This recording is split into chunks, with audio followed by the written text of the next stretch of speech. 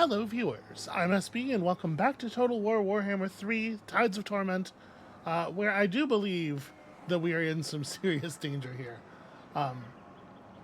So Conquaoux has run up and blockaded Port Reaver. He put us into siege mode here. He's laying siege. So nobody in Port Reaver can the army in Port Reaver can't muster. Nobody in Port Reaver will recover health, and also we are taking constant attrition damage from the siege. You can see the little red bit here is how much damage we'll take if we stay in the settlement until next turn. We are also prevented from leaving the settlement by land, except by attacking Conquaoux. However, because this is a port and he did not bother to do anything about the water, we can just sail out. And I'm pretty sure that's what we're going to do. His army's not very large. So he has 8 units in total. We have a 7-unit garrison with a wizard, so also 8 units in total. But he's going to have some number of these Saurus warriors. This is the basic infantry troop of the basic heavy infantry of the lizardmen, and they're just a lot better than our own troops. We've talked a little bit about attack and defense numbers, and you can see that these guys have attack and defense pretty much in line with our own basic melee. But what's not represented there is, first of all, the very large amount of HP they have, and secondly, if I can get this to stay here, the bonuses they get from some of their abilities. Primal Instincts kicks in when their health starts to get low. They get some significant bonuses. They are predatory fighters, so if anytime they manage to make one of their enemies panic and run, all of a sudden they're very good at chasing you down and killing you. And then on top of that, they have 52 raw weapon strength, which is a lot more than most of our troops do. So they have kind of similar stats in a lot of regions, and then twice as much health and twice as much damage. Obviously, hugely problematic. These guys are going to be tough for us to deal with early on. Dark Seal. You know what we can do? We can threaten to engage here. If you select the settlement and then right-click on the sieging army, you can get a clean look at them. So they have 4 units of Saurus warriors, 2 with spears, 2 with clubs. The Lord running this thing is a red what's it called? A red-crested skink or something. So he's not quite as dangerous as a Saurus Lord, but still pretty dangerous. You can see there, high melee attack, high melee defense. He's got a huge bonus versus large, which is not super relevant against our army. But he also has poison attacks. Poison in this game is not a damage over time effect, but rather a stat reducing effect. So anyone he hits suffers these penalties for some period of time. I don't remember exactly how long it is.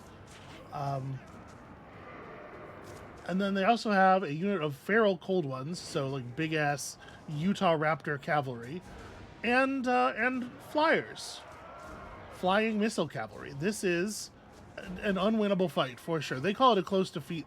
I don't think it would even be that close. We would all die. They would definitely not die. So I'm going to decline the attack after all. And we're just going to sail Thoman Gorax out of here. Let's cancel our recruitments. No longer in once I'm no longer in marshalling mode, we can move again. And do we want to sail all the way back to the monument?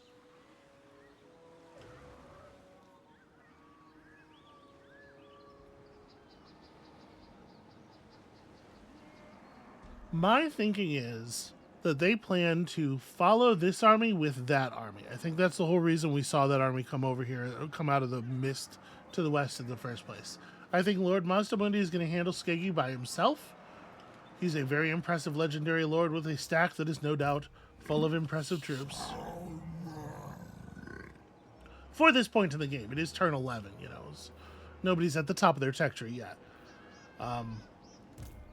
I think we can run to the other altar at least and get a turn of replenishment off. Yeah, there's no way for them to catch up in a single turn. Yes.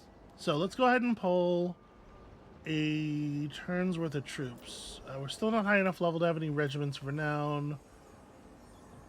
We could hire on some ogres, and we do have a fair amount of money. Now notice some of these ogre mercenary troops are pretty expensive, but in my opinion, well worth the money. These man-eaters are ogre-sized. You saw how big those ogres were. And they have pistols that are pretty big for an ogre and can fire while moving, in addition to all of the terrifying damage that they can deal. These ones are the same guy, but without the pistols. Still very, very good. And then, yeah, the ogre bulls with the dual weapons. Which of you will bring me victory? In addition to everything else, they have a nice bonus versus infantry to work with. And then, yeah, let's pull a turn worth of normal recruitment here. Do we want to bring in ranged units, or do we? I'm like, I don't want. I want this force to be strong enough to actually stand up against our enemies. I'm a little worried that if we bring in, you can see these units of Marauder Hunters only have 90 bodies in them instead of 120. And then on top of that, they don't have quite the same defenses. Their combat stats are, their actual melee combat stats are a little worse. Let's just get you kind of like a spine. We need some basic infantry to hold the shape. And then we, depending on what they do here, we may have to spend some more time running away. It's entirely possible. The Wanderer. Wolfric's Sorcerer leveled up from passive XP, I guess. So get our point of evasion here. 10% bonus speed, 5% melee defense. And then from there, we can get into the second box, which contains the really powerful spells. And you guys are still recruiting axe throwers, because we're going to throw a bunch of axes at a dragon and see if that does anything other than piss it off. Yep, alright.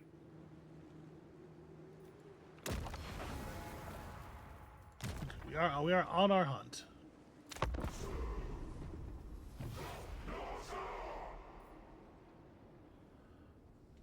Wolfric can just teleport back as long as he's kind of near a port somewhere. He should be able to just teleport back as soon as the Sea Fang cooldown is up, if we want him to.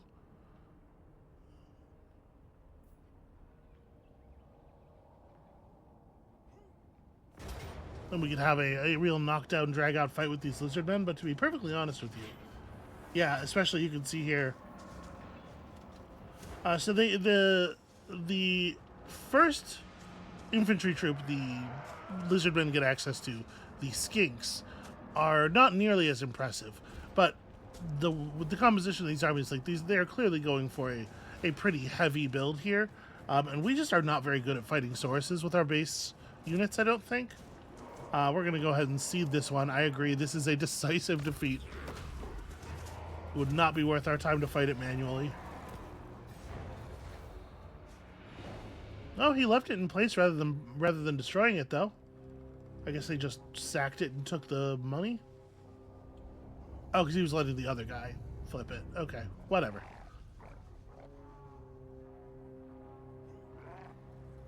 Weird behavior, but the important thing is we lost a statue there.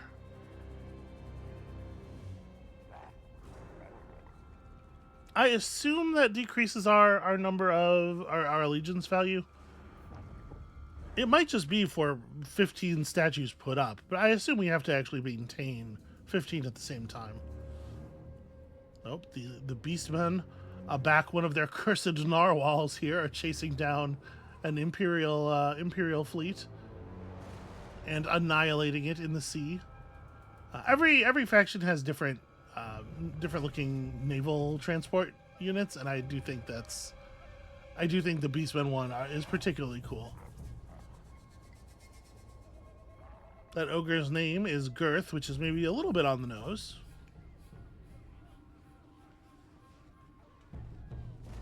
Comes from the bulk and skull tradition of naming your villainous characters. I guess that's a Warhammer, that's a Total War, or that's a Warhammer Fantasy tradition as well.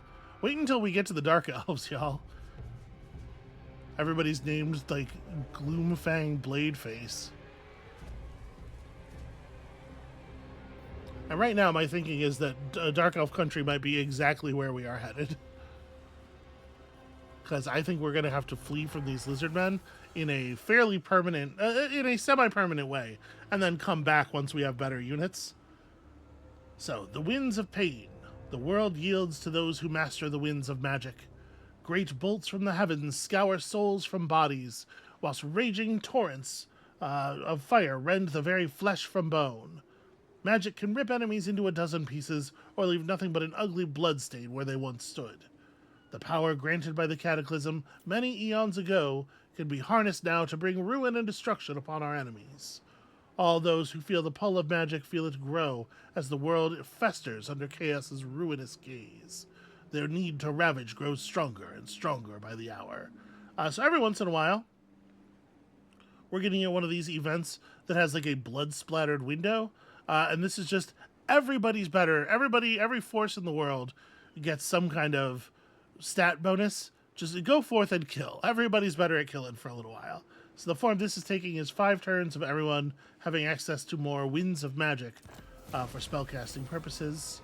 Yep, Port Reaver sure did get sacked and then lost. We have finished researching the secrets of the Northlands. We should probably get some heroes. One problem at a time, I guess. And we've been issued a mission to research 8 technologies. Well, I mean, that'll certainly happen, right? We'll get some money. We'll get a pretty good talisman.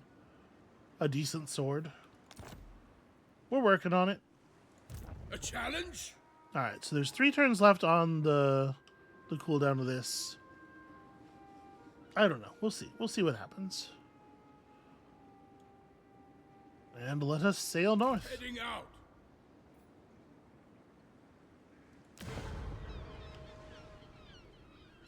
To the 4 corners.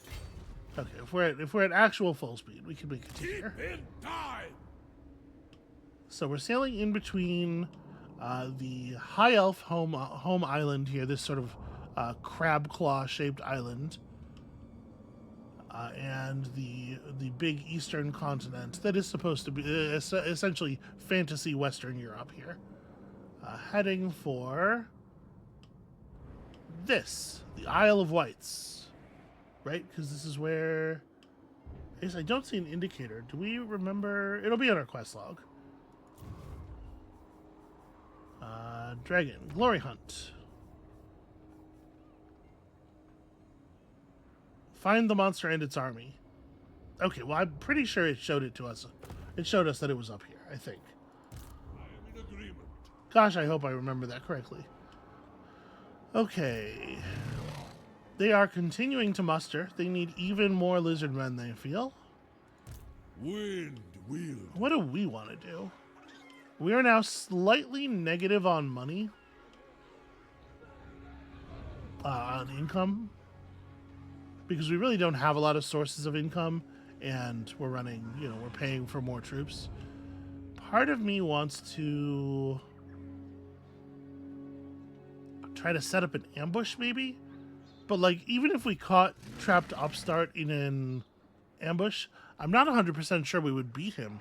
Just because I really think, the degree to which a pack of a single unit of sources beats a single unit of marauders it would be difficult to overstate. And that's... Heed my I mean, that's what we're doing, right? That's what we would have.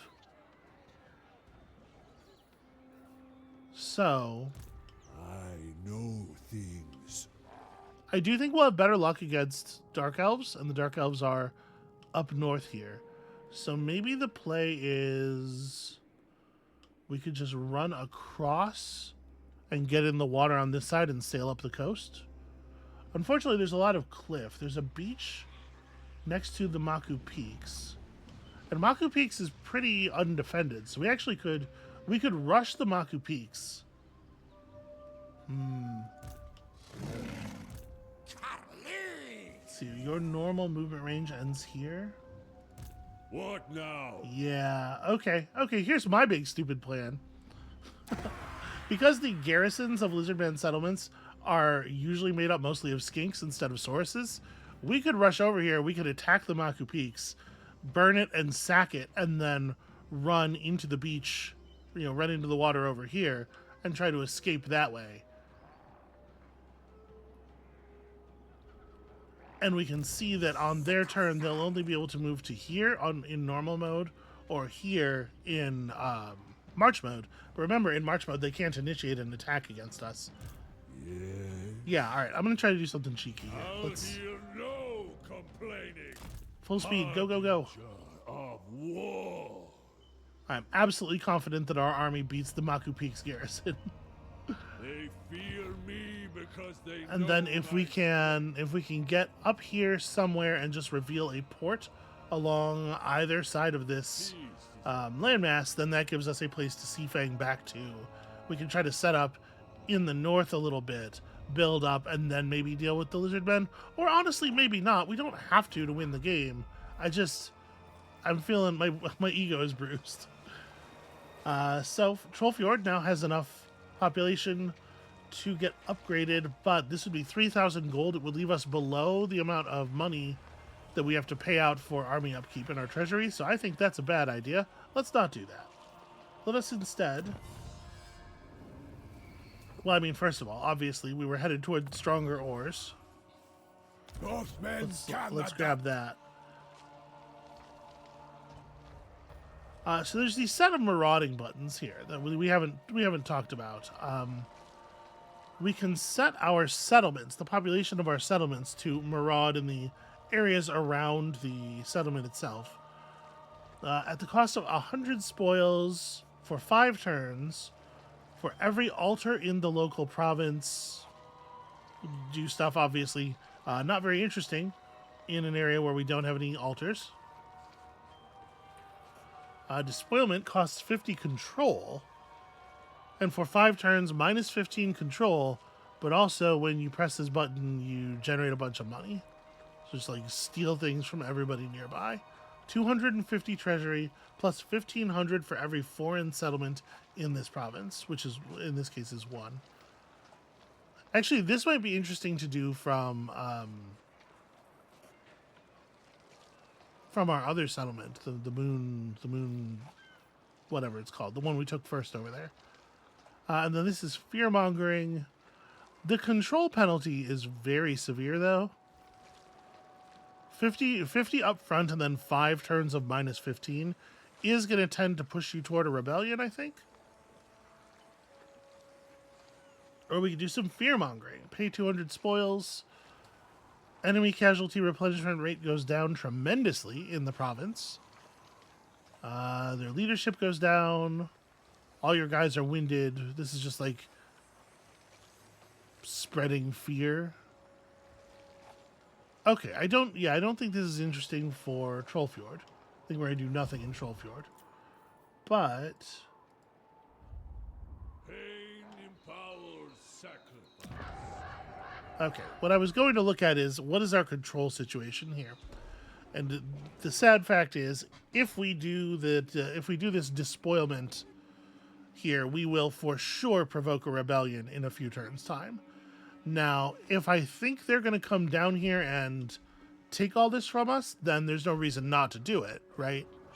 But I'm going to hold off for the moment. We don't know for sure that that's their plan, and they'll probably just chase Thoman Gorax. Why use the winds when a knife works just as well? I have no idea what you're talking about, man. Thoman's a weird guy. Undefeated. All right. Make the Speaking of ships, remember our ship is immune to attrition.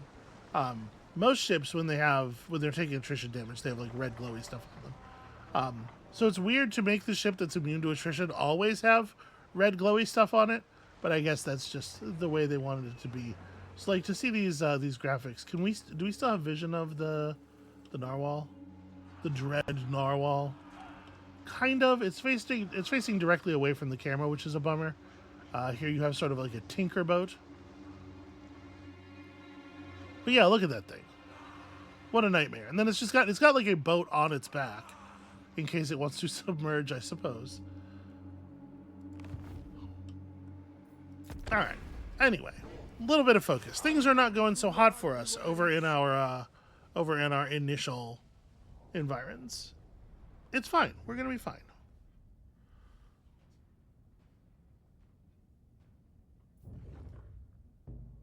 Okay, it looks like the forces of Yuan Bo are showing those orcs who's boss. And he is in fact in hot pursuit. That makes sense. All we have to do is be uncatchable. And lizard men are not particularly adept at sailing.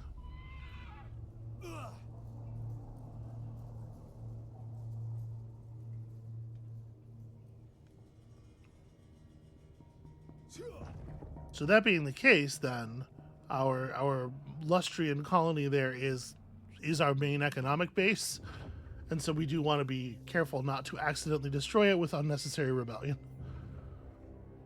We're going to sail right past the site of our legendary sword quest, and I don't think I'm going to take it. I don't think I'm going to sail over there and get into that fight, because I think that quest will probably be a little bit harder.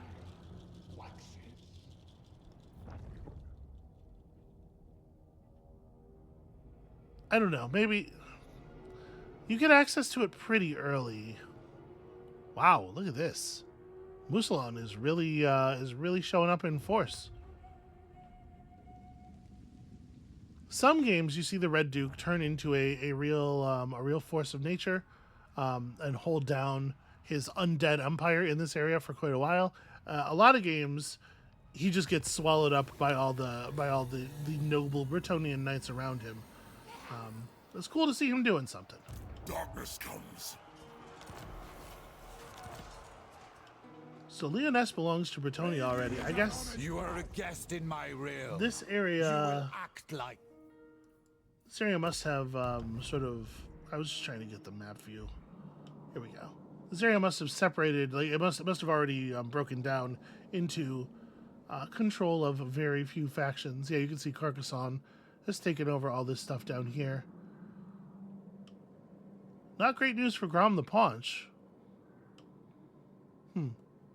Alright, lots of problems for us to deal with later. No escape. First things first, we're just sailing.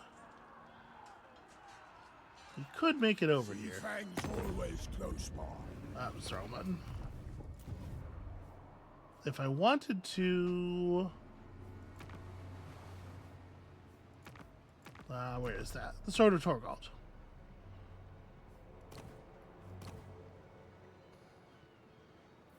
Where is the tab that shows the army? I guess it doesn't really matter. Here we go, enemy details. It doesn't really matter what it shows because the real weight of this battle is going to be in what the reinforcements are. They don't know how eager I am to take on a battalion of Bretonnian knights, you know? Throw harder. A lot comes down to exactly how many units of Bretonnian knights we would be talking about, and that is information we do not get ahead of time. You can see they got some necromancers running around over here. Vostos Gregorovich and his hordes of zombies and whatnot. I'll be very interested to see how this area breaks down over the rest of the game. Languille also has an interesting monument. If we build this up, we can create Svengar's Cairn, an ancient landmark of pilgrimage for raiders who make it this far, reminding them that these lands have never been safe from the predations of Norska, and never will be. 25% bonus movement range while at sea for all armies is fantastic. And then plus leadership and plus armor for marauders. Yeah, that's... Okay, we're not going to lose focus. I hunt a dragon, but lots of interesting stuff going on down here once we are done hunting our dragon. Dark seal. What am I taking attrition damage from? The gods. A rite has been performed. Oh, did they... Hold on, where's my message log? Did they do the Rite of Sotek? They did. Alright, so the Lizardmen faction has performed a big magic that makes their territory itself deal damage to us. I mean, I guess that's a pretty good way of encouraging me to get the hell out of here. The demons demand. So, close victory. I don't think it would be even close, but I certainly don't. You know, who cares? Ooh, maybe I should have cared. That's a lot more damage than I was thinking. But all right, 427 gold, some XP for everybody, and we're just going to sack the place. Colonizing it or raising it costs the remainder of your movement. We do not want to be here when the Lizardman turn comes. And I certainly don't. Raising it as a Chaos Altar, I believe, also does. But when we sack it, we can just take the money and keep running. Don't back up too much. The Dark Gods, Wind Wielder, High Pact. Every character gets the same the first skill point for me. I love Route Marcher. And then we are in full retreat mode. How far can you make it? Actually, not very far. You're not... Well, his movement here is somewhat curtailed by my presence, so it's hard to tell exactly how far he should be able to move, but I'm just... Like I said, I think I'm just going to get in the water. Unfortunately, getting into or out of the water, just like via a random beach, is a pretty expensive process in terms of movement points, and it will usually end your turn. Getting into and out of the water via a friendly port is obviously a thing you can do much more efficiently. So that's got us a little bit more money.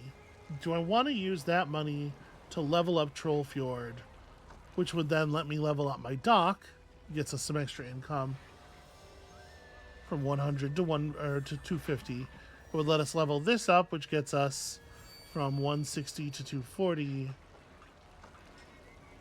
Then lets me build a third, probably recruitment-related building. So we have access to some more units. I think I would be a little nervous still about the money. I'm going to hold off for the moment until I'm feeling a little more financially secure, because I don't know when we're going to have more of a footing.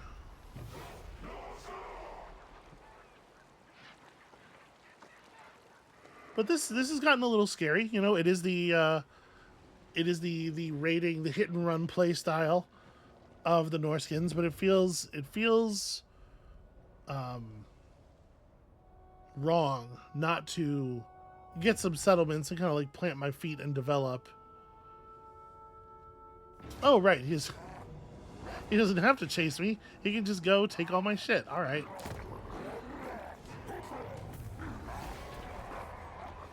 Well, I think that means we are going for a despoilment on this coming turn. My guess is he is on his way over there too. I noticed that Mazdamundi hasn't actually finished dealing with the Skeggi yet.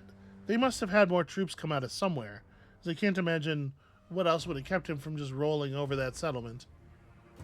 Maybe they have better defenses than I thought.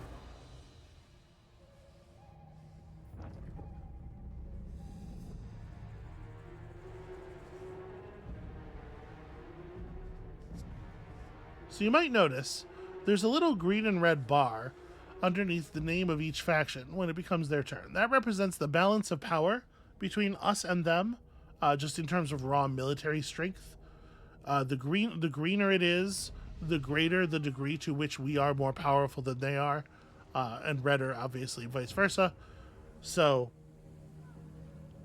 for example, we're slightly more powerful than the Grey Point Scuttlers, which is a pirate army that only has this one ship. We're only slightly more powerful. Yep, there's Grom the Podge, completely annihilated. Raiding is an honest life. Not a good day to be a bad guy, it seems. Norskans are sailors at heart. Alright, it was somewhere around here, right? Aha. Alright, move your lord here to hunt for a monster. I would love to hunt for a monster. Next turn. Next turn, I'm so eager to hunt for that monster. And you guys, I guess, are just full sail north. Watch for shallows. Let's see what else we got. Man, Targog could probably take Hexoatl. Although then he has these 3 armies turn around and bear down on him. He probably doesn't survive that in the long term. But it would be so helpful to me if he would ruin their stuff. Yeah, I'm gonna go ahead and hit it. So we'll get 4,500 gold for doing this. Huh. It only gave us like 2k. 250 when activated, plus 1,500 for every foreign settlement in the province. Should that not be 3 foreign settlements in the province? Maybe I misunderstood it. I still think it was worth doing. And I do want the money.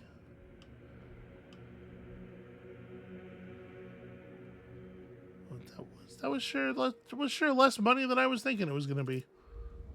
All right, is this a differential enough for me to feel comfortable upgrading Trollfjord? The thing is, getting the upgrades that would get our income in place, such that we would be able to start paying off the difference, is going to cost us even more money, right? The dock is 2,500 to upgrade. The camp is another 2,000. So we can't really afford, even if I do buy the main settlement upgrade, we still can't actually afford the income upgrades. So I think for the moment, I'm just gonna hold on. There's gonna be a rebellion over here. I mean, there's gonna be a lizardmen problem. I'm not so worried about the rebellion. And so that means, I believe, we are down to only a single serpent statue, right? The one that's in Bretonia. And that one, I have to imagine, is not long for this world. And yep, it does look like he intends to finish the job.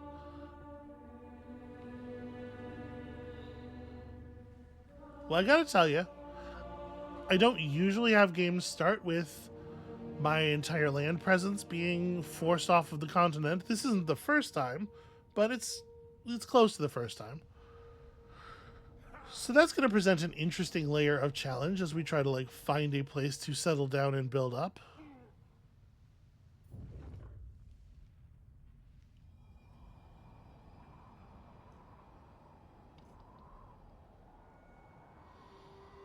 Okay, so there's a lot of Norskin factions around the area where we're doing our dragon hunt. None of them are openly hostile to us right now, but they'll all be, I think, a little annoyed with me moving an army around in their territory, and there's unlikely to be anything that we could do about that. So we might draw a declaration of war as people try to just chase Wolfric out of their territory for fear of what he is doing. If that happens, it's not a big deal. We'll just run rather than fight, because, well, I mean, Wolfric's army is pretty big and pretty modern. Okay, the rebels are going to burn down the monument to the moon before the lizardmen even have time to. Fine by me.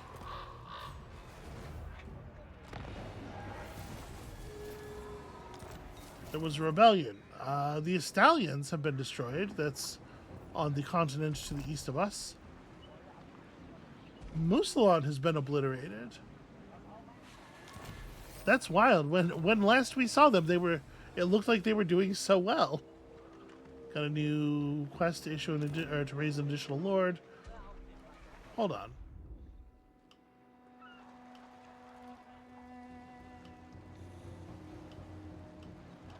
So yeah, it's Bretonia is in control of Musalon and Lyonesse.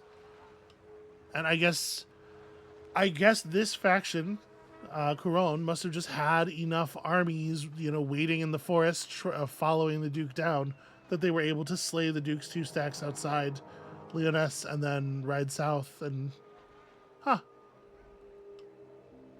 it really looked like they were doing well. Okay. Where's my next quarry?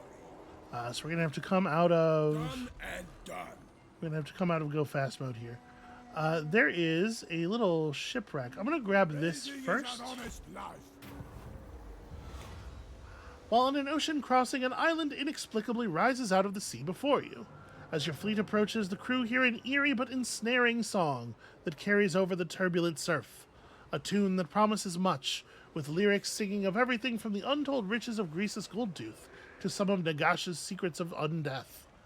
The verses foretell the attainment of great power and wealth. All you must do is order your vessel closer to shore. It is what the Sirens want. Well, if we explore the island, a great hoard of treasure may be received, but we may have to fight. Or we can wait, let somebody else stumble into the trap, make it out with most of the reward, and then just take whatever's left over. And I know that I'm like in a situation here. Maybe I don't need to be damaging my army up, but I do love treasure is the thing. Okay, so we'll be up against a rogue pirate faction led by Marianne the Bloated. Mostly pretty bad units. These zombie deckhands are 18 attack, 16 defense. Just they exist only to be chopped in half, basically. But it is worth noting this faction has gunpowder, and they do have quite a few guns. They will get to shoot us a bunch. And one thing about the auto-resolver is that it loves to let ranged units, it loves to treat ranged units as though they would get to do a bunch of damage before dying, even in a situation like this where that's likely not the case. So I'm a little worried that if I hit auto-resolve here, we're going to win a decisive victory and take like 60% damage on all of our melee units, because the game's like, well, obviously they would shoot you a million times with all their guns. So we're going to take this on manually so that I can try to make this hurt the least. The one big thing to notice here, two big things, I guess. First of all, they do have an infantry unit that is fairly elite, a little scary. The dual axe depth guard are armored anti-infantry infantry. They have a little bit of a bonus versus infantry, but also just a very high base melee attack. And then on top of that, they have the hunger. They are constantly healing while in melee because, you know, they're feeding off of your life force or whatever. So we do want to minimize the amount of time those guys get to do that, hopefully by throwing a lot of axes at them. That would be a pretty good way to do it. Anyway, let us battle these nerds on this island that has mysteriously risen from the sea.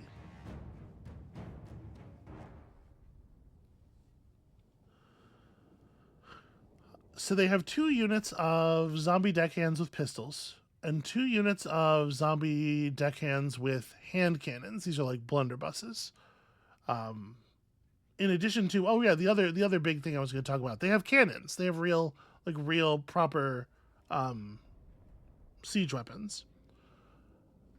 None of their ranged weapons are particularly accurate because, you know, zombie arms, but gunnery mobs are so densely populated. There's, I believe, 160 individual zombies in a unit of pistol deckhands. And so they don't really need to aim. What they do is they just kind of sort of project a wall of lead at you. And so we need to try to avoid giving them a situation where that would be effective. This is a wild island. I guess it's all covered with elven ruins because, you know, we're right next to, we're not super far from the elf homeland.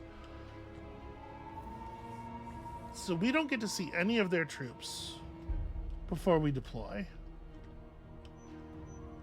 Well, one thing we can do to try to minimize the effectiveness of that cannon, which is going to obviously force us to run at them pretty quickly, is we can start our troops mostly in the trees. Yes, chieftain. So we're hidden from view, and in order to reveal us, they would either have to, you know, do some kind of revelatory magic or just like get close to us. You can see a unit of dudes in the forest if you just get up on them enough. This is tough because I have no idea where I think they're going to set up, and we won't be able to like do a lot of messing around reconfiguring our troops in our deployment zone without sustaining cannon fire. I'm going to put the charging ogres over here on this side in the other forest. alongside. The mammoth is too big to hide. So the mammoth we have to be a little careful with. I think I want to put the horseman over here as well, and we can ride up this hillside and then come across. We want to be sure we can try to like snap them in the pincer, because again, I'm trying not to come directly at the front side of the units with the guns. Actually, Wolfric's probably best off as a flanking charging unit. And then the wizard can lend his leadership bonus to everybody here. The mammoth's going to be visible no matter what because it's very large. Let's start the battle and see. Okay, so we do now immediately have vision of some of them. There's their unit of mortars, and it looks like it's somewhat separated from the rest of their army. So I am naively... I don't know why my Marauder champions are over here. This was a mistake. They should be with the others. Well, okay, do that. Everybody else, just run at it. And I'm going to have the mammoth start moving, and let's see if they can land a hit on a moving mammoth with a rusty old mortar from the bottom of the sea. I shall be somewhat impressed if they can.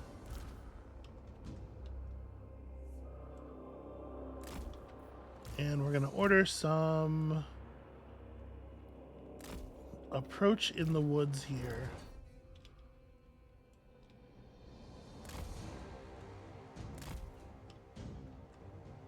So we mostly see their melee troops. There's one of the units of handguns. Yeah, the fact that we don't know where most of their ranged weapons are does make me a little nervous. Alright, everybody's got starting orders. Let's ride out and see what's what. If we can just get a little bit of up close time with the mortars, obviously we can devastate the crews, if not the mortars themselves. I think we lost vision of the mortars for a second, and it made everybody who had orders targeting them stop moving. Okay, the mortars are not alone out here. All of their range stuff is on this side. That's actually really interesting. Okay, a shot goes off toward the mammoth. Mammoth, keep moving. The inescapable one. Okay, so here's one thing I'm going to do.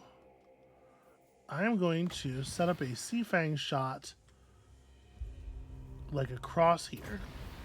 This should hit some of the mortar crew, but hopefully it'll hit a bunch of the gunnery mobs as well. Everybody else is riding in to do some damage.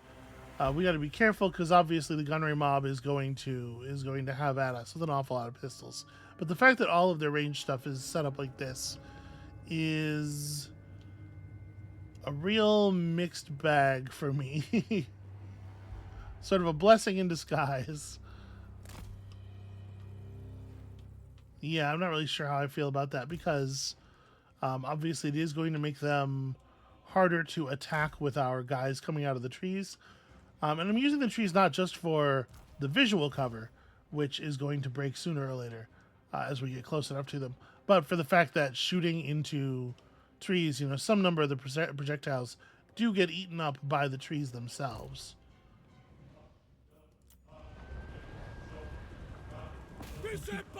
Keep running, though. Okay, that's excellent work.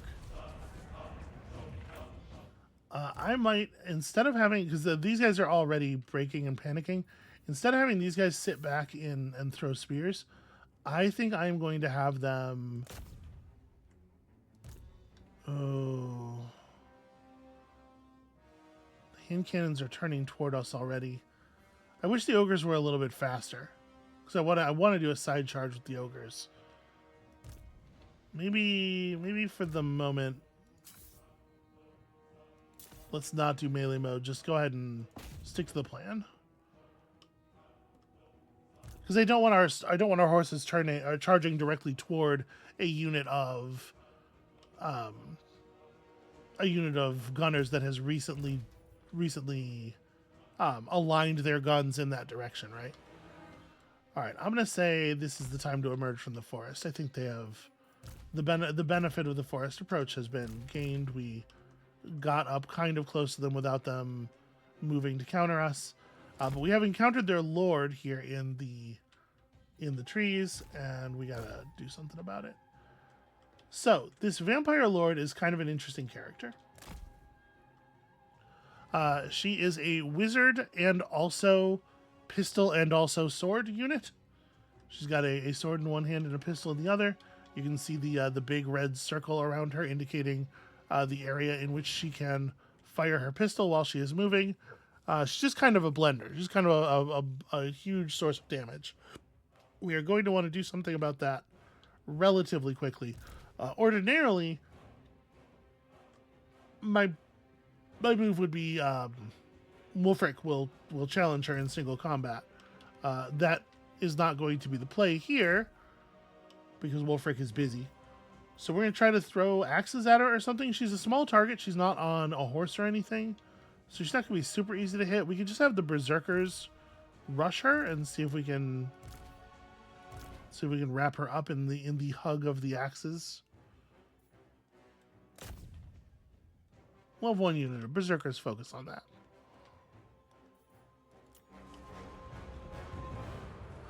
But for the most part, I want to pay attention to the stuff that's going on over here. Alright, so he's in and he's myrtleizing these dudes. The gunners are unpanicking. So another thing we should talk about here while I change up my orders. Another thing we should talk about here is the way that different factions handle panic. Human-type factions tend to, we have a leadership bar, and when the leadership bar depletes, the units get scared and they run away. These guys are undead, and undead do not know fear. However, the leadership bar for them instead represents the sort of like their connection to the binding magic of the vampire lord who has risen them. Because all undead are, risen by a necromancer of some kind, and it's usually a vampire lord because that's just kind of how it works. So you can see here the way that this is supposed to be read is when their leadership gets low, they start to take disintegration damage over time. The binding magic gets weak. Their bodies literally start just going to pieces on the battlefield. So they'll never fully lose control until they are just until they suddenly are just a pile of body parts on the ground. And you can see the red sparks here indicating that process is occurring on the mortars as Wulfric continues to chop them.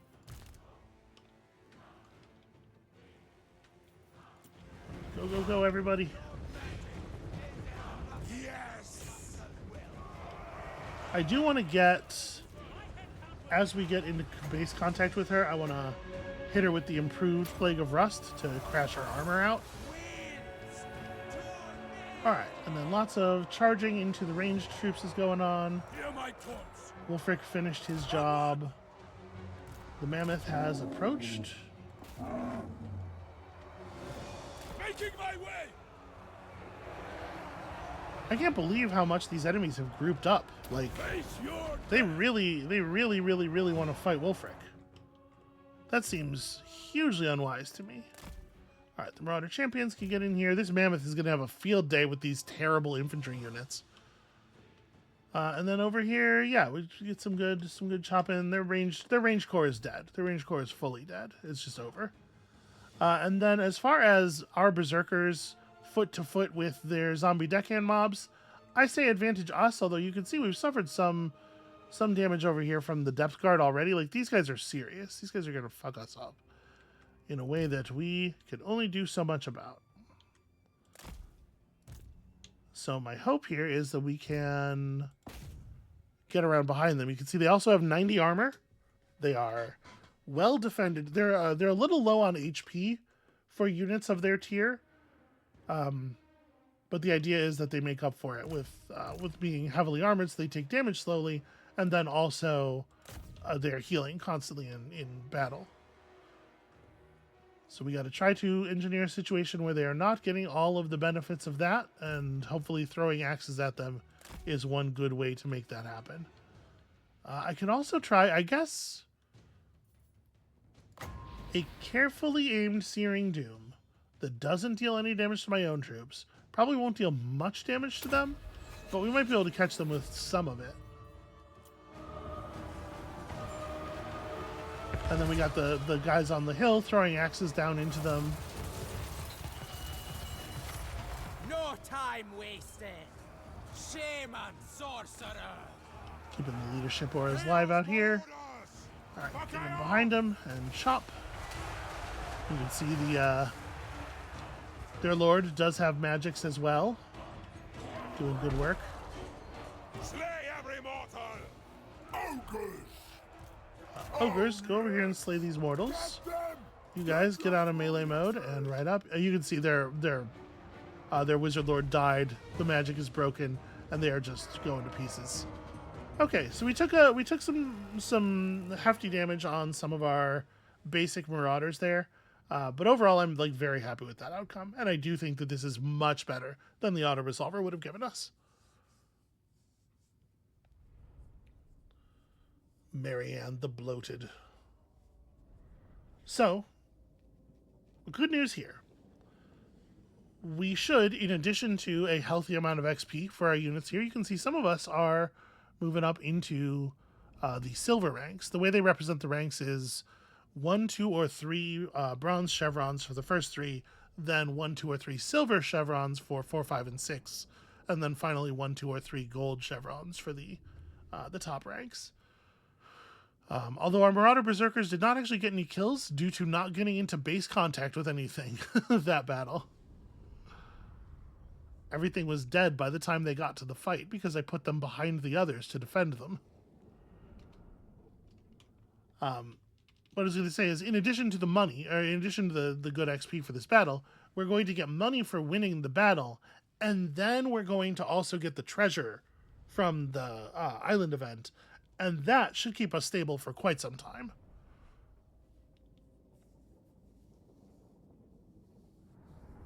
And sometimes the treasure events give you cool traits or whatever as well, as we have seen in the past. Alright, so 2,000 gold just from winning the fight. We could kill the captives. We could... Ooh, enslave the captives actually looks like it basically completely fixes our situation, and sacrificing them isn't worth that much money. So yeah, let's go back to full so we can be in full dragon hunting mode here. Get to work!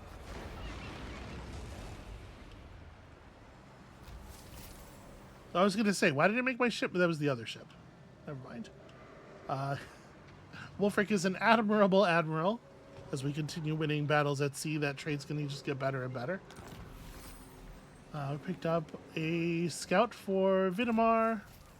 And here we go. Compelled by the eerie songs carried on the island breeze, on the sea breeze, you ordered your crew to disembark onto the mysterious islet. Before you could start searching for treasures, however, you are set upon by some vampire pirates who seem to have appeared out of nowhere.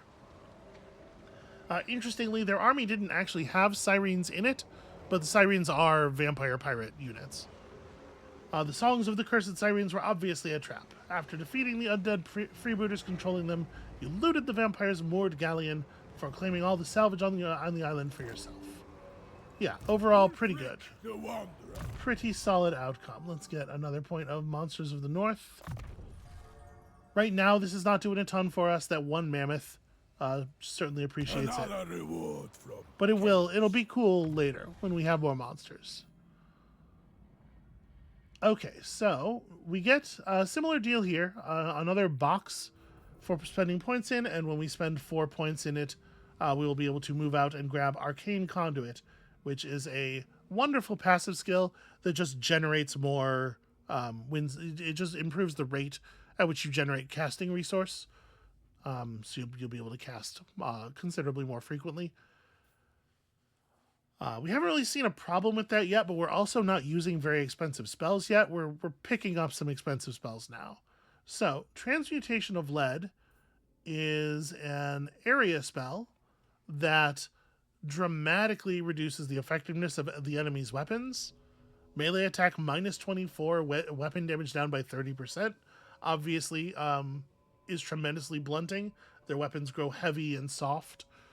Where Final Transmutation instead transmutes an enemy into gold slowly, which, as you might imagine, is intensely painful. So this is really good against like single large targets. It's a lot of focused damage. It doesn't really work super well versus like large numbers of units. There are different attack spells that are better against groups. I will say, Final Transmutation would probably be pretty fun against a dragon. However,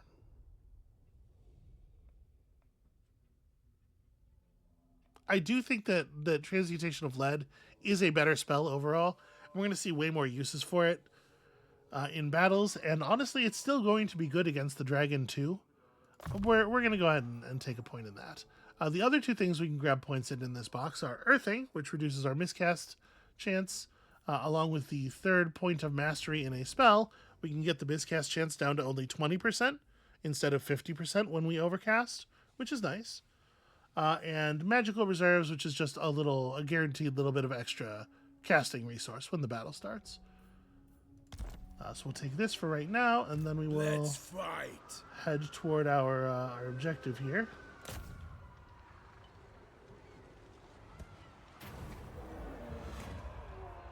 The hunters had expected to locate their quarry and wade into slaughter.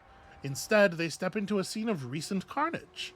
In the middle of it, a single survivor leans on a staff, a white bird circling above him.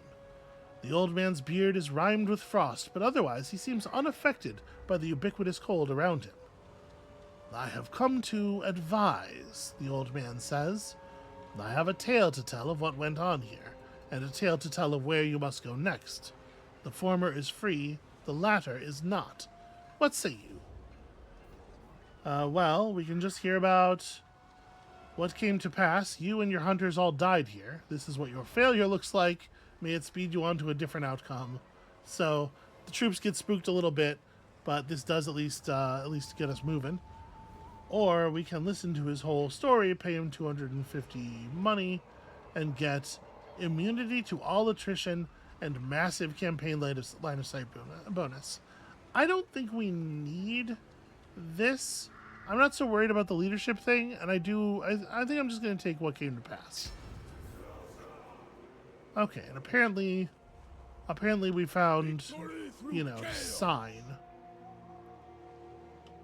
Okay, well, we're just going to have to go over there. I see the weakness in you. I think I'll go by boat. The lads are tired.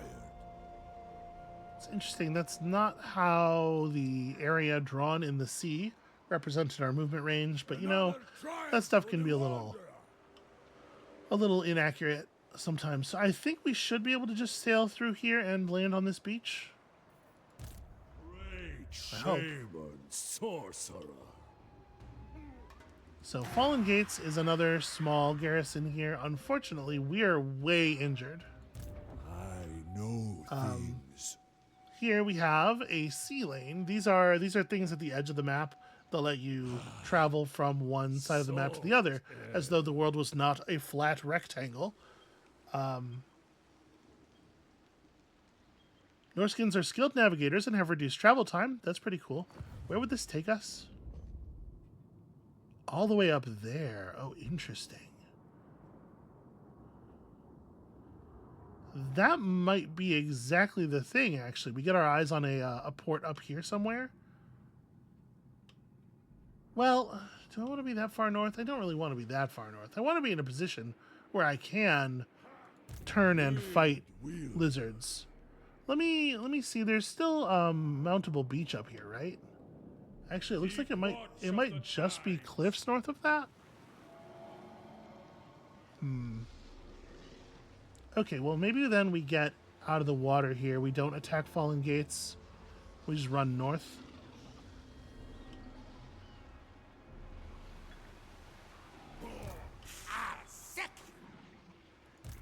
Yeah, this is...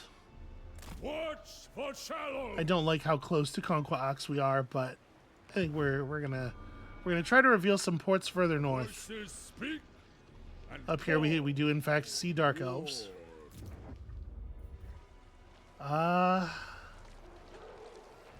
Unfortunately, having lost the other settlement, we're still only hanging around like 10 turns of fuel here, and I'm a little nervous. I still think I'm not going to pursue this upgrade. I had in my head a vision of a future where we were like a little bit more stable, you know? Anyway, maybe we're close to fighting the dragon, or maybe this will just be, you know, one more step on the path. I sure would love to have a dragon. And also the fame or whatever of having defeated a dragon is good. But mostly I want a pet dragon. If we're really being honest about why any of us do anything, it's for the pet dragon. Conquax is following us. We'll see if he continues to follow us when we leave Lizardman Land.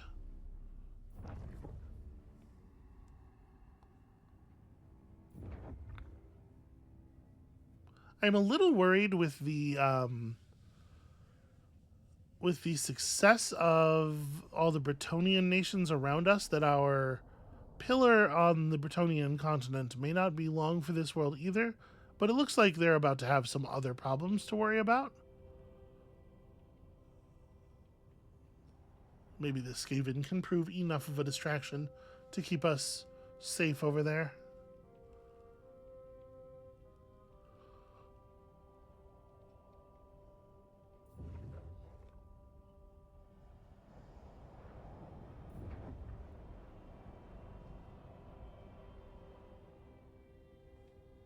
But as you can see here, as the enemy factions grow in size, their turns start to take longer and longer.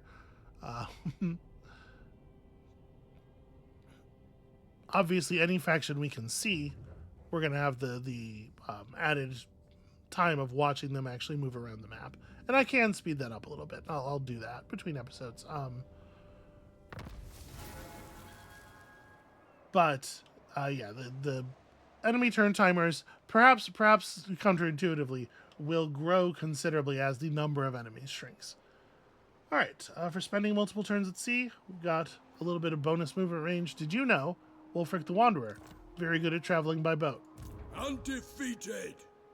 Undefeated at traveling by boat, he wants us to know. Norskans are sailors at heart. Cool. Okay. Okay, well then sail, my dude. Harder. There we go. We're working on it. We're getting there. Sars make the best longships. So I can't quite get With the wind. out of the... There we go. I just had to get him out of the water manually a little. The dark god's whims may have lengthened your search in the past, but now the hunter's wits and bodies have been honed and bolstered by tempers grown increasingly short. Carnage is at hand. The warriors are raring to go, and we can defer the final engagement, although our armies will not appreciate this. No, I'm culminating. So we got Frigastrex, the Scion of the Cold Void, 4 units of Norskin ice trolls. Not trivial. These are a little scary, but obviously we have the numbers. Frigastrex is going to fuck us up, and then hopefully, okay, reinforcements expected. I was going to say hopefully there won't be anything else, but no, of course. It is a Pyrrhic victory that lies ahead of us, and we're not allowed to auto-resolve this. This is a big important one, and look at how cool that dragon is. Obviously, you want to conquer that manually. Now, I know we're already at the hour, but if I delay this until next episode, then this episode is going to feel a little anticlimactic. It's going to feel a little bit like just place setting. And today's release day. Let's celebrate. Let's celebrate by getting me a dragon. A dangerous, murderous Chaos Frost Dragon is a great offering to the gods indeed, and none are more dangerous and murderous than Frigastrex, Scion of the Cold Void. It appears only where the worst snowstorms fall, so to hunt it down you must battle the worst of the elements, as well as the monster itself. Well, that should be no problem, right? So we have a couple of troops who are pretty good at fighting, at dealing damage to heavily armored units. Trex is here for the taking, my lord. The weather is fierce in these climes, and is worsened further by the monster's presence. You must brave the storm, but be mindful of your approach. When you decide to charge the beast, the extreme winter conditions will slow the movement of your warriors. Okay, well, there's only so much charging I can do. It's in the air. So Frigastrix only has 70 armor, actually. A little surprised by that. So our Berserkers here have, I believe, a reasonable amount of armor-piercing damage. Not as much as I thought. The Great Weapon, Chaos Marauders, have most of their damage come through as armor-piercing. So we can rely on them to deal okay damage. Obviously, we can use the Plague of Rust to reduce Frigastrix to only having 10 armor for some portions of the battle. Obviously, we want to do that when we have maximum people committed. I think we're going to do a lot of throwing stuff. Both the javelins and the axes are largely armor-piercing. And then, of course, probably it's going to have to be Wolfric himself, who holds her in melee combat. Her melee attack is not as high as you might think. So he can probably survive that. We have that potion of toughness. Yeah, he'll figure it out. Okay, the other thing to be aware of, the Ice Trolls. Ice Trolls are ogre-like in a lot of ways. They're a large, monstrous infantry with only okay combat stats, but a decent charge bonus that you're supposed to use to flank and smash into enemies from the sides and stuff. What's worth noting about trolls is that they generally have pretty poor leadership, so expect them to break and run a lot during the fight. Why did it line up my troops like this? Let's maybe spread out a little bit. So, the Chaos Dragon slows the movement of all units on the map and can summon multiple debilitating snowstorms on the battlefield. Try to avoid them. So let's try to avoid grouping up our units too much in any one place. Oh, I see the edge of our deployment zone. Light green on white is not the best for clarity. Yes, chieftain. So put the Great Weapon guys over here. You guys have Vanguard deployment. You can deploy outside the zone. Buy me a little bit more space. You two, we'll probably have them start over here with trying to get rid of the trolls as quickly as possible. Vietnamar should be more toward the center, and then over here is my ogres, who also should probably be over here. The ogres are. Well, I guess we gotta break up units of trolls on both sides. Wolfric the Wanderer. Alright. There's nothing we can do about the fact that Frigastrix is going to get to fly over and pick whatever target he wants.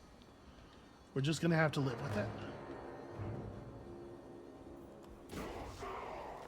A sudden chill overwhelms you. Your men can barely feel their extremities, with the intense cold making any movement difficult. Slay Frigastrix before your army collapses in the blizzard. Ah, okay. Minus 14 attack, minus 10 defense, minus 30% speed. That's a pretty harsh debuff. Alright, well, let's, I guess, just do our level best to join battle here. Try to get some flanks and stuff going. Again, the sooner we can burn these trolls out, the better it is for everybody. I wish we had a little bit more, raw offense ability, with our spells and stuff. I could call out the enemy and defeat You them guys move up. but You guys then move up. wouldn't get to have any fun. Alright, where does Frigastrix want to go? Okay, he just wants to fight random marauders in the dirt. That's fine by me, I guess. Alright, so Ogres, get up here, prepare for the flank. Is the mammoth trying to fight the dragon too? I'm not sure. You are way too far to the side. What are you doing over there? I guess we would approach from behind. Like I said, I don't think we're in a position here to be doing Plague of Rust just yet. I think I'll probably just Transmutation of Lead. So it's hard to see it, but any unit affected by the Transmutation of Lead is going to have a little glow underneath it. Yeah, again, like the light red on the the white is not the best. Maybe I should probably throw this way, because with the ogres and everything, the trolls on this side I don't expect to live for very long. One other thing I guess that's significant about trolls that we always have to think about when we're talking about trolls is that they have regeneration. They will heal over time. Regeneration comes with a weakness to fire damage that we have no way of exploiting. But just in all cases, it is always that way. You guys can just start throwing axes. Often it's hard to get projectiles into enemies who are in melee with your troops, but this is not the case, as you might imagine, if the enemy is considerably taller than your troops. So a dragon should be easy enough to shoot while we are still doing this. I'm gonna have these guys run over here, in fact, and let them become a threat to everyone. And we have an extra unit of marauders back here that doesn't have an advance. I guess we'll just hold, we'll just hold some troops in reserve. It's not usually how I do things. I like to apply my force where I can, but you're just going to help with this. Let's just burn down the marauders fast. Or the trolls fast. Okay, go, go, go, everybody.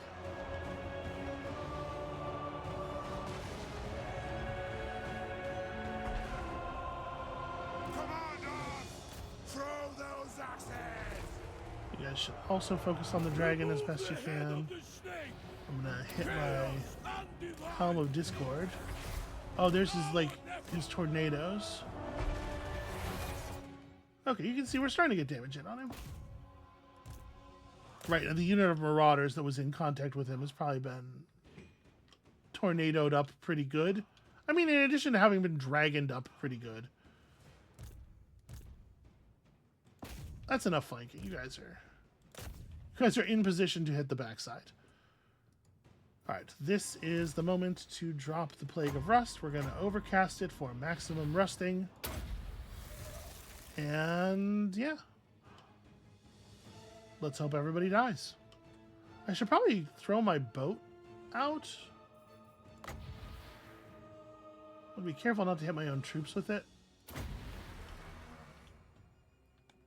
But like, here we go. This is burn time, right? We got the dragon is in base contact with our boss, and he's got stuff getting thrown at him from all sides. Yeah, this is about as good as it gets.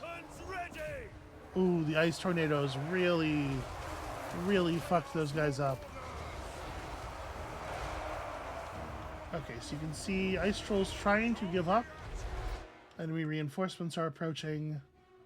What does that mean? That means additional ice dragons. Okay. Trolls and dragons and trolls and dragons.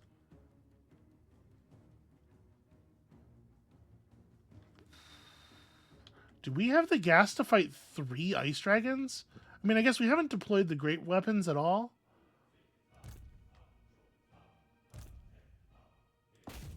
Maybe we're gonna be okay. Maybe this is fine.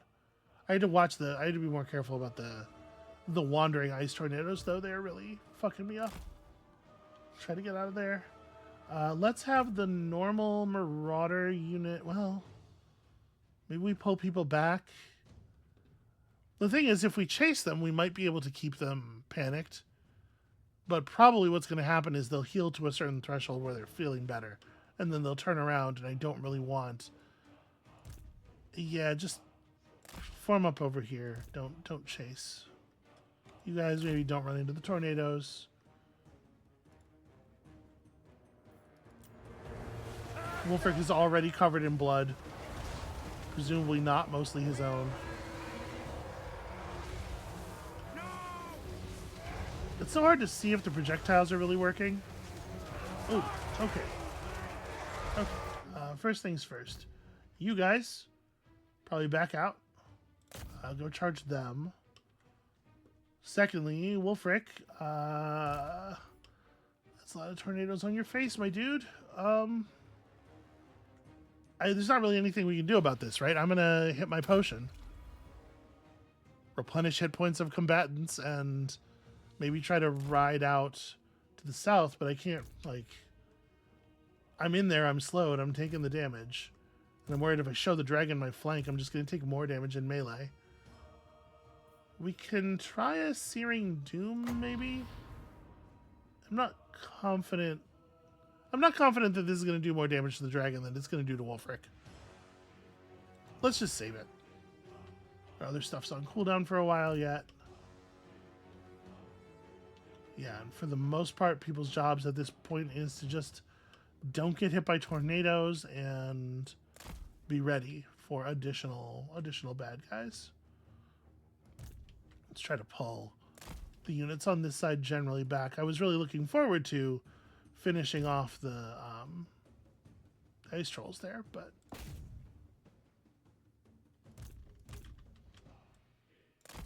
more important that we survive.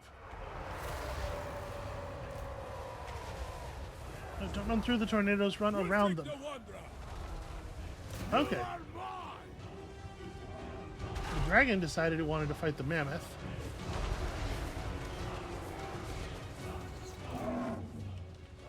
I really want the mammoth to fight the dragon. Run, mammoth, run!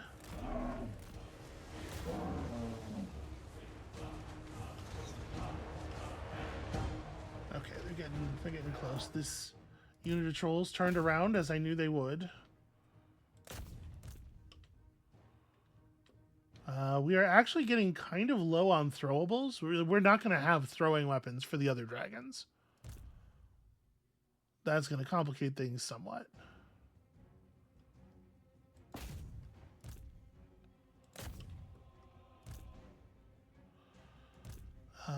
You guys, I guess, try to run down this way instead. We'll try to wrap around here.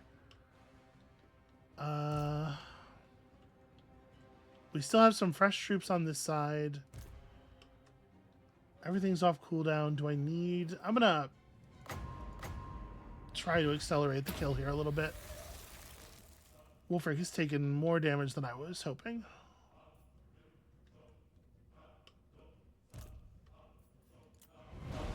I will comply. It be done. Making my way. God, that tornado's just like bending around my stuff. Loading. Quickly now. Alright, I'm gonna keep him on the dragon. You guys, your job is now to ride up on this dragon. Y'all run this way. Let's have the ogres and the mammoth. So these trolls are permanently broken. We don't need to keep harassing them. Let's have the trolls and the dragon go after those dudes. And this whole side of the army is going to shift forward. Need to keep our caster close here. These guys, I'm going to keep them on their orders for dealing with Wolfric, or dealing with the Frigastrex. It looks like these trolls gave up again a lot faster than I was expecting them to, which is really good news, because that means we can get a nice berserker flank going here. And then I'm going to have this group of marauders just try to grab that dragon. We don't know for sure if the other dragons can do the frost thing. I'm pretty sure that's a Frigastrex ability. So I'm hoping no. Basically, my whole plan is hope that that's not a concern.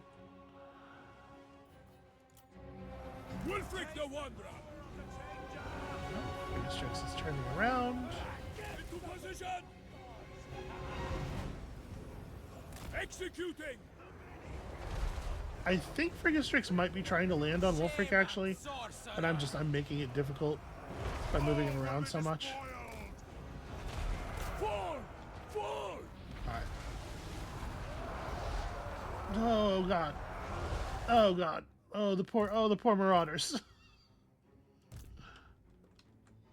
You guys run over there and get them. Oh, the tornadoes. Just separate. Just don't be in the same place as the other guys. It's whatever you have to do. All right, y'all are still focused. Yeah, that's fucking devastating. This seems like a fine spot for a metal drop. The mammoth is going berserking, so we do not have control of it right now. And that's just going to be how that's going to be.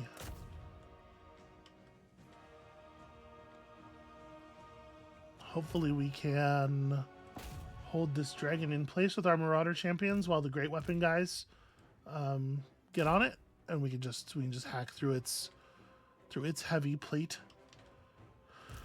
And you are going to fire your Helm of Discord and tank the dragon's combat stats for a little bit. Frigastrix is almost done. Run. Oh god. So many overlapping slowing effects.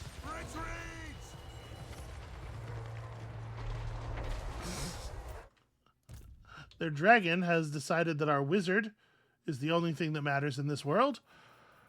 You guys, dragon.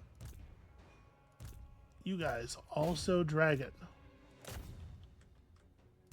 Okay, you're committing your charge. A couple of these other units of marauders we need to just get on these trolls. Okay, so that should do that. Sorry pausing so much, but, you know, I'm just trying to make sure that we get this done in a way that doesn't completely annihilate my whole faction. That would be bad. Oh, those poor marauders. At least this time it went away from Wolfric. Frigastrix is getting really low on health. Get ready! Weapons ready! Scatter. Killing blow any second now. Oh god. Okay, we got that flank. Trying to get these hunters to separate and just run away from that dragon. Okay, Frigastrix is down at exactly the moment that everybody runs out of ammunition. It looks like the ogres are having a tough time, but the Norscan ice trolls, I think, are finally properly broken. Ogre bulls, stay on that. Make sure that remains true. The wizard needs to get the fuck out of there. He's getting that idea. You can see here we have done some meaningful damage to this dragon already. You guys have a little bit of ammo left. Just keep throwing. And honestly, like, Wolfric's in, I think, reasonable enough health that he can continue to fight.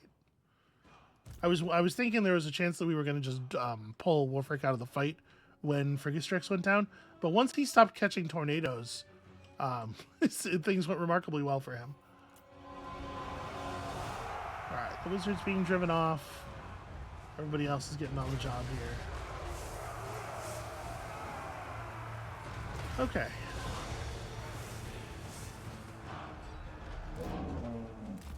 The mammoth's help will not be needed with this.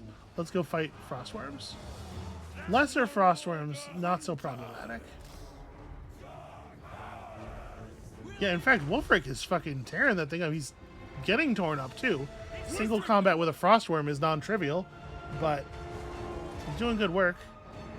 I like the mammoth reaching up and grabbing the dragon as it tries to take off. Like, no, you come here. We're not finished.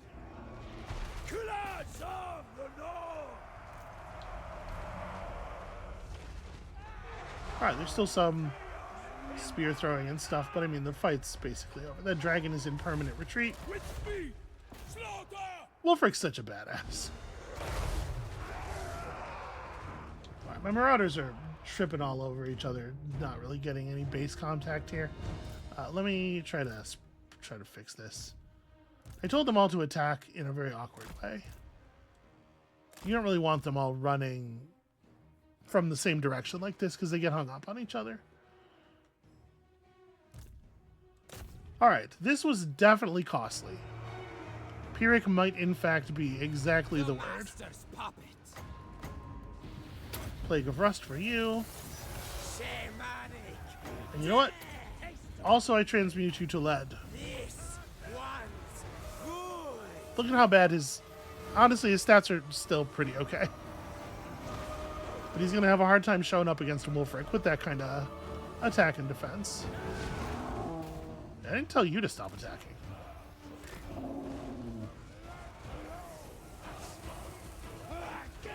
Let's get the Mammoth on the other side. There we go. And the Mammoth and Wolfric together can hopefully get something done here. Oh.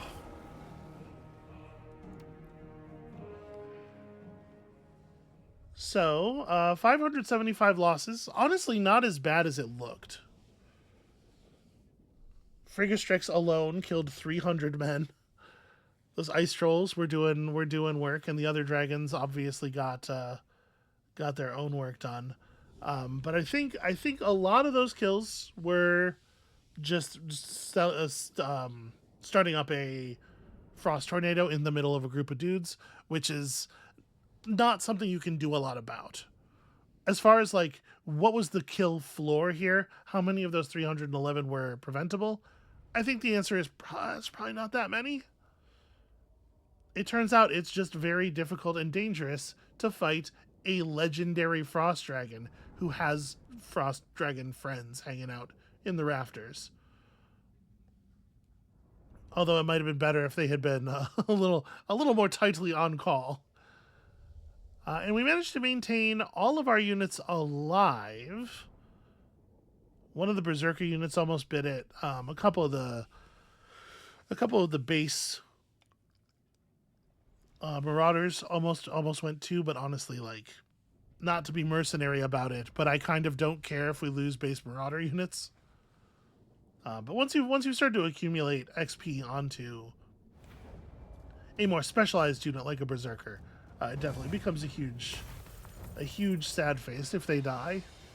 Okay, yeah, the other dragons didn't really manage to get too much done. This is the flank from one side was much more effective than the flank from the ogre side.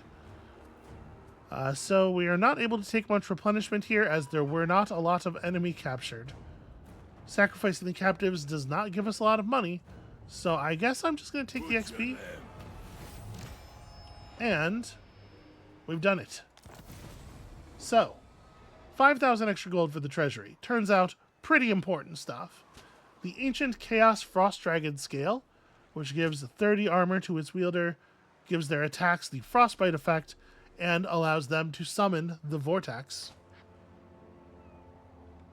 Large, randomly moving area of effect. Pretty cool. The dragon itself, of course, is a hireable, a tamed friend now. Friend is probably strong. Tamed, though. Glory of the Hunter for 10 turns. Character experience gain is dramatically raised. All characters get 20% ward save, which is pretty cool. Leadership up for all armies, and upkeep down for Regiment of Renown units only. That's a shame. We don't actually have any of those. We haven't leveled up enough to have to talk about how those work. Also, 100 spoils. Okay, and we have in fact unlocked our first Regiments of Renown. So, let's talk about these then real quick. There's our scale. Wolfric leveled up enough that he was able to trade out his horse for a chariot. Wolfric the Wanderer. So we can't see here. And we have to be in friendly territory to have access to the Regiment of Renown menu. And it's going to be a minute before we're in friendly territory.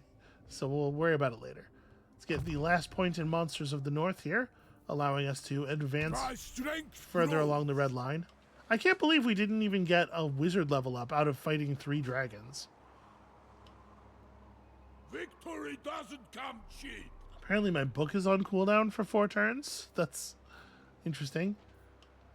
And yeah, like lots of good stuff done there. But that was the end of our movement for sure. Undeniable. We could go into raiding mode and just annoy the Vanaheimlings. Doesn't seem necessary. And Trollfjord's right there. Hey, look at that. Actually, maybe we are going to be back in friendly territory very soon. Great shaman sorcerer. Thoman Gorax is just going to run as far from Lizardman as possible. My seer craft is unrivaled. Oh, I see. Paintings of a moon. If your seercraft is unrivaled, how come you didn't know there was a town there? I was like, why won't it let me move through this space? Oh, that's why. Because that space is a town. Voices speak and call for war. Okay, well, we are certainly out of Lizardman reach, at least. I don't imagine that they're going to follow us into Our pain. Dark Elf territory for this, because the Dark Elves are their enemies. It could be, you know, the thing that touches off a war. And at this point, I am going to go ahead and... arbitrarily, I've decided we've crossed the threshold for this to be a safe thing to do. Victory doesn't come cheap. So, let me... really quickly here, run a sequence of enemy turns so that we can swing right back into the momentum when we come back. But yeah, I'm very pleased with how that went. That it feels like we were at the right level of strength for that fight. Conquax is in fact following us. Interesting. The Dark Elves don't like us, but they really don't like the Lizardmen, and I could see that becoming an issue in a very serious way. Also, damn, how many armies does Clan Scryer have? Oh, no, don't do this. Don't do this thing. Oh. The AI gets so, like... they get so wishy-washy about their attacks sometimes. There's like four armies, 2 approaching the coast to, like, create a beachhead, and then 2 more striking deeper with the ability to fall back to the coast for support. Like, that's a real coordinated strategy there. And so, of course, they have to throw it away and just sail half of the units home. Cowardice is what it is. And they could have handled Therese Le Troubadour. Brion doesn't even have walls. Very disappointing. Anyway, what was I talking about? I was talking about how much I love Skaven. I'm sure. And I guess, to be fair, the cowardice is very in character with a Skaven army. While raiding across the sea, your warriors discover rich pickings in a coastal village that was easily overcome. So rich, it turns out, that your ships, already heavy with earlier plunder, cannot carry all you wish to take. What should they load up with, and what should they leave behind? We take the iron and metal and get a significant upkeep reduction for all of our armies for 10 turns. Or take all the meat and mead and get bonus casualty replenishment rate. Here's the thing. These are both really important. I'm going to take the money. Okay, Skeggy was finally obliterated. It took Masamundi a lot longer to clear them out than I thought it was going to. Right, the Wintertooth have confederated the Varg, and good for them. Oh, hey, our ores are finally finished. Now, let me just see something. If I am at full move here, am I able to get back to my own territory? Sea Fang's always close by. Okay, I think what we're going to do actually is head back to Trollfjord for the purposes of recovery.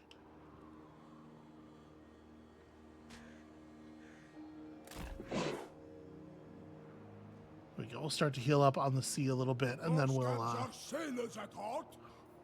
make it out there. I was hoping that we'd be able to get further and closer, because, you know, we have all these move speed bonuses stacked up. But again, transitioning between land and water states via just a random beach somewhere really does eat up a ton of your turn's movement. And I wanted to get up there because I know we'll be able to hire the Frost Dragon when we get there. But that's fine. That'll have to wait until next time. The thing about these strategy games is it's extremely easy to, well, I'll just do a little more, just to this next little incremental goal, yourself into playing for 17 hours. Then all of a sudden it's daylight and you have work in 40 minutes, and I'm sure all of us have been there at least once. So that's going to be it for us, though, for today. We're being semi-responsible. We fought a dragon. We got the first of our monstrous arcanum, the first gift of our monstrous arcanum here, and I am eager to use it to show those lizardmen who is boss. That is our sort of medium-term goal. So when you come back next time, Wulfric is convalescing. The other guy whose name I can't even remember is continuing to try to find a fertile port to form our new home. And the violence is coming. And we'll see you then.